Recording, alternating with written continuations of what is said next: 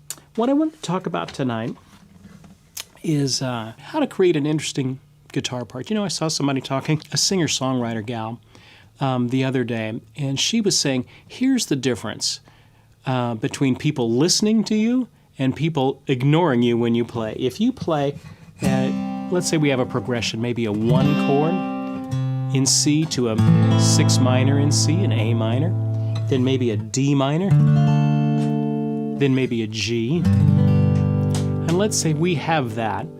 Everybody is going to normally default to open string chords.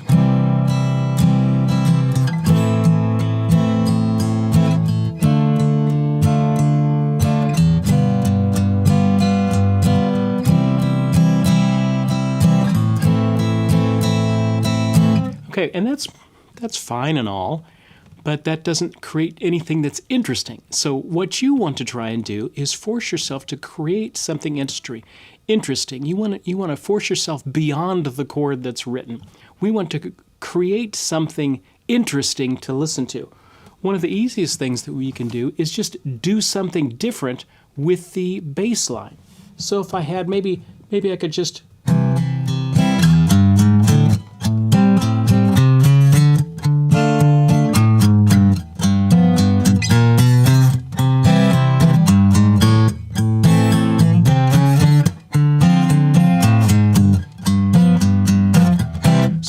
I've already created a much more interesting sounding part. So what are the chords? The chords are C, A minor, D minor, and G7. Well, Steve, what magic were you doing there? Nothing. I was doing C, and then I want to get up to an A minor, but I've got kind of 3 beats to get me there. So I go 3 steps down from an A minor, and I go G, G sharp, A. 1, 2, 3. Kind of gives a little anticipation then on the A minor. Hey, if that trick worked once, let's do it again. To the D minor, I would go 3 steps behind it. C, C sharp, D. And then I could do the same thing on the G and go F, F sharp, G. Or I could even go down, maybe from an A, G sharp, G, and approach it from the upper side. So listen, here's the original progression. C, A minor, D minor, G7. An utterly forgettable progression. Okay, if I was playing that in a restaurant, everybody would not even look up from their meal. But if I maybe add a little something to the bass line,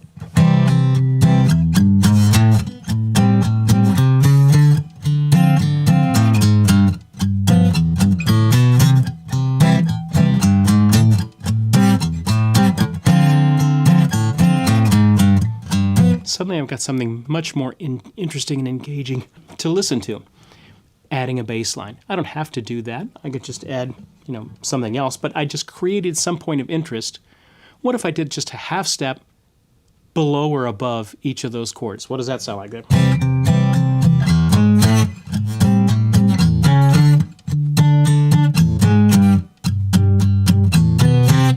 What if I did it from a half step above? What does that sound like there?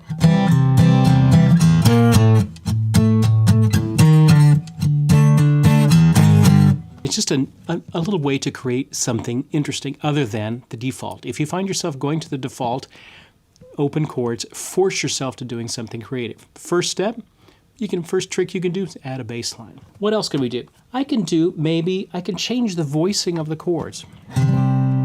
If I'm playing in a band setting, I don't always need to be doing a big old open C down here. I could maybe do something higher up on the neck. I could maybe do a little C triad there, maybe an A minor triad there, maybe a D minor triad there. What's next, a G7? Oh, maybe I could do something like, maybe I could...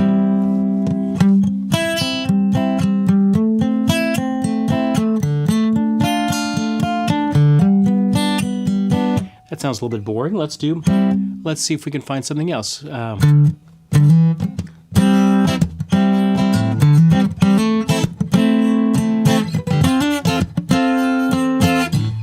Let's see, what can we do for the G? I'm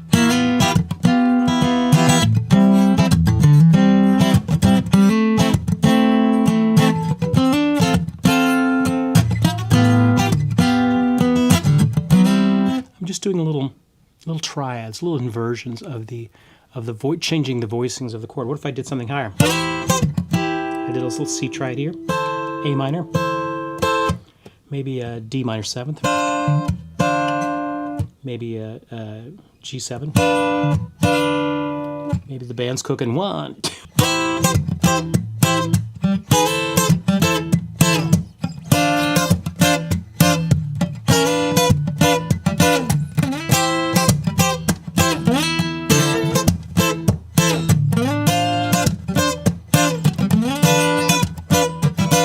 A great little, funky little rhythmic part that I'm doing, and all I'm doing is just triads.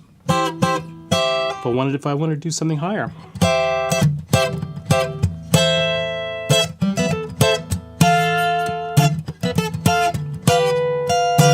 What if I wanted to maybe expand on that idea a little bit and make something a little bit more interesting with that?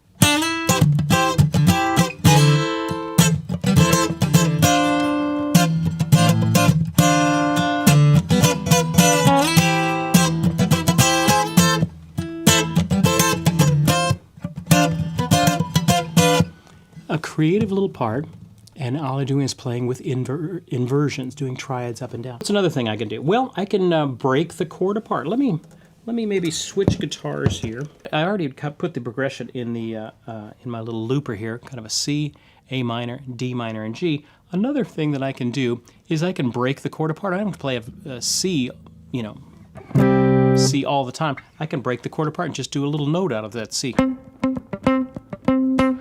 Because the notes in a C chord are a C, E, and a G. What are the notes in an A minor? Well, that'd be an A minor, A, C, and E. So a C and an E are in both of those. So I'm just kind of taking one little note here and there out of those. So let me put this, let's get this going here.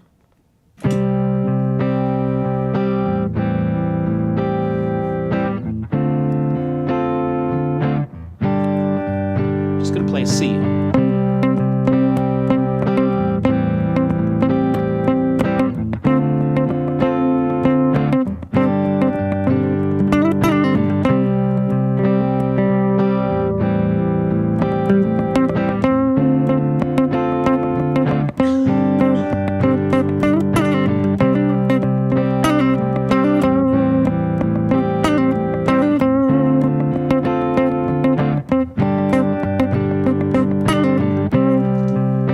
What am I doing there? Hey, it's a C, and I can do, every now and then I would throw in a little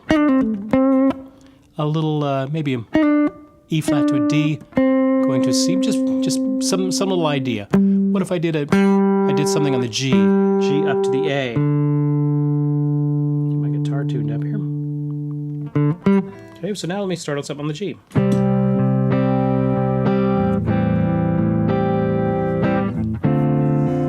Forcing myself to be creative. Let me do something with that G.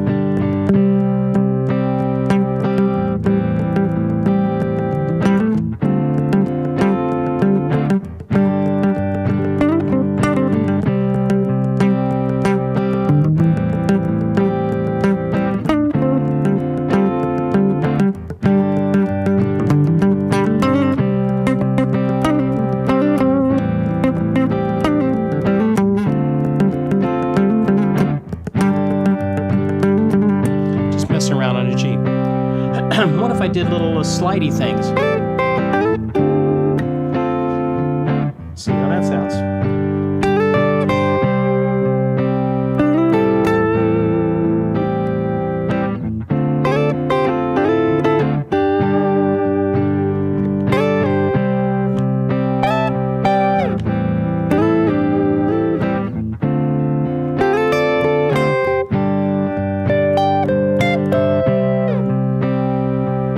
Ideas.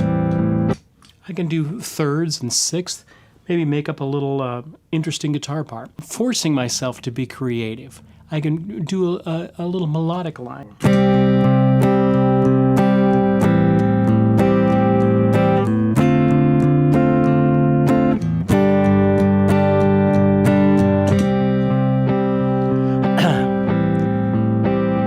What if I did maybe just thirds in the key of C? That'd be C and an E, D and an F, E and a G, F and an A, G and a B, A and a C, something like that. I'm trying to find something interesting.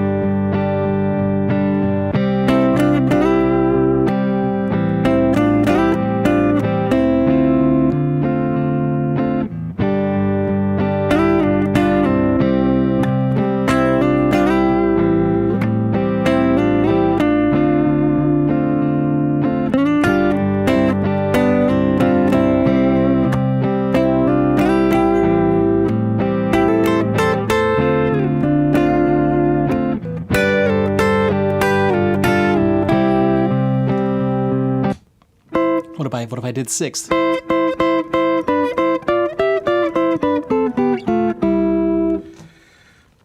Get that going.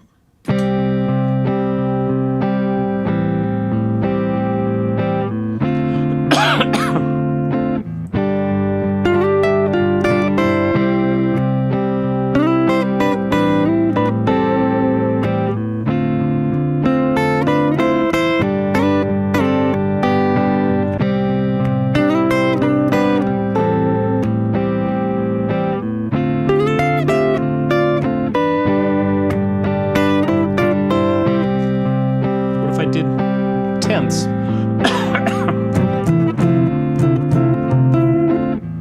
Let's see, what can we do?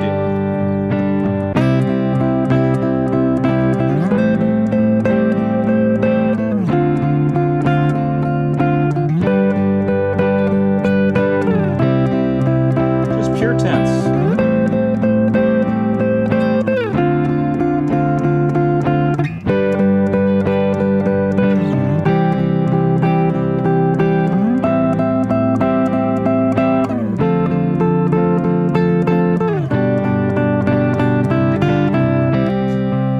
Not every idea is going to work, but you're forcing yourself to do something creative, and that's the idea. One of the things I can do chord substitution. I'm going beyond the chord. What's the chord? A C and an A minor, and and a D minor and a G. Let me go to my jazz one. Chord substitution, I could take that C and make it a C2. Maybe that A minor, I can make it into A minor ninth. Maybe the D minor, I can make it into a D minor ninth. Maybe a G, I could turn into maybe an F with a G in the bass.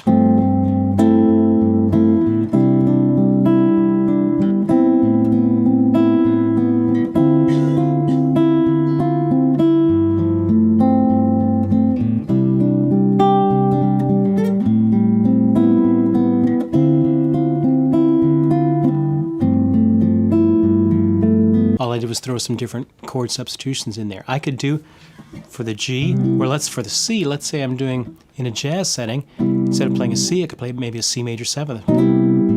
Instead of an A minor, I'll play maybe an A minor 7th. D minor, maybe a D minor 7th. Instead of a G7.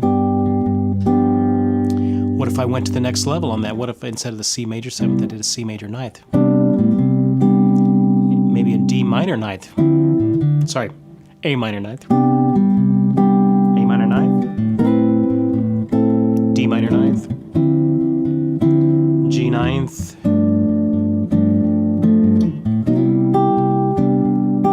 A minor 9th.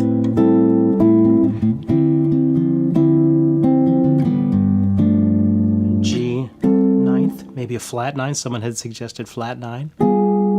And so I can get all sorts of creativity going between those. I just want to get you to think outside of C, A minor, and think outside of that. Force yourself to do something different. Force yourself to do something creative. So there are some ideas of creating a more interesting guitar part. And, grab a track on YouTube, just maybe do practice backing track in C. And type it into YouTube, and you'll find some guy did a backing track in C, and then just mess around with some of these ideas. There's a little bit of White Christmas. The arrangement from the ones that we'll be learning.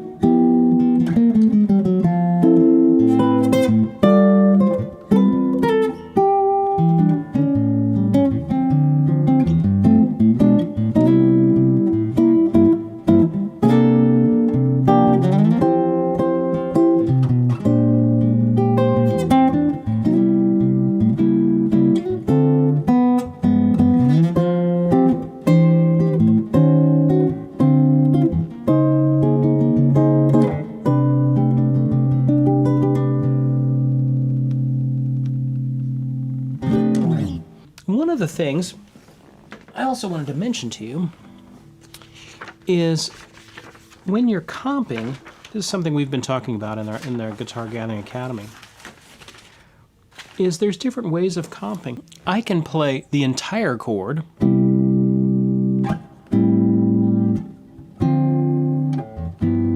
like there's a little turnaround in this song, an E minor to an A7, D minor to a G. Now I can play them just as block chords like that.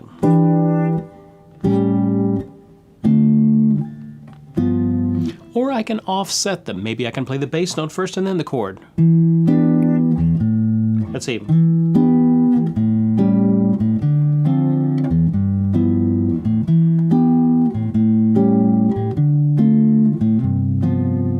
One way to do it. Another way is I can maybe hit the melody note first and then the rest of the chord arpeggiated. Did you hear that? So I'm starting out with the note, bass note, and then the rest of the chord.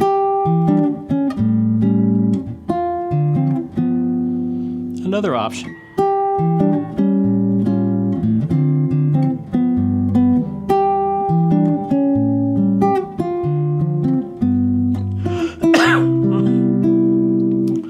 Just different ways to accompany yourself. We had the great fingerstyle guitarist Martin Taylor. He was at our summer guitar conference, gosh, probably 10 years ago. And one of the things he said, it was just brilliant fingerstyle stuff. And he said, I'm rarely playing more than two notes at one time. So much of it is just I'm playing two notes that infer the harmony, and then the rest of it your ear kind of puts in there. And so you end up going away from these big block chords, and you end up with something that sounds more like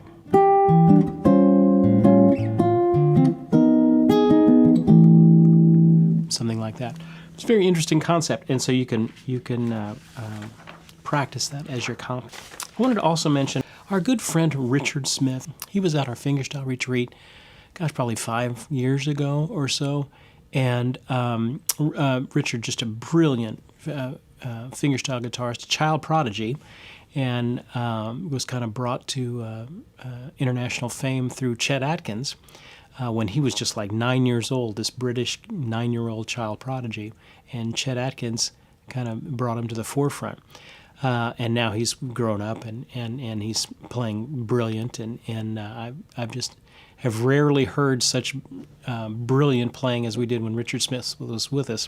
Anyway, he was back visiting family in the UK this past week or two ago, and developed a kidney stone, which turned into sepsis, and began a very serious situation there in the UK, and so he was in the hospital. He's now since recovering, and I think he's getting ready to get out of the hospital, but he's going to have to be out of commission for a while because this was so bad. Plus, he's over in the UK, and as an American citizen now, he does not have health care that's good over in the UK. So there is a GoFundMe page. If you're interested in supporting our good friend, Richard Smith, I put his GoFundMe page in the YouTube description down there below. Just a brilliant player, and that will help Richard get back on his feet again and get back playing concerts. So those of you that are familiar with Richard and his amazing music, if you're interested in helping him out during this time, that GoFundMe link is down there. So I wanted to play one more thing for you. Let me grab my acoustic. Thank y'all for bearing with me with my cough with all of this. We've got Thanksgiving coming up.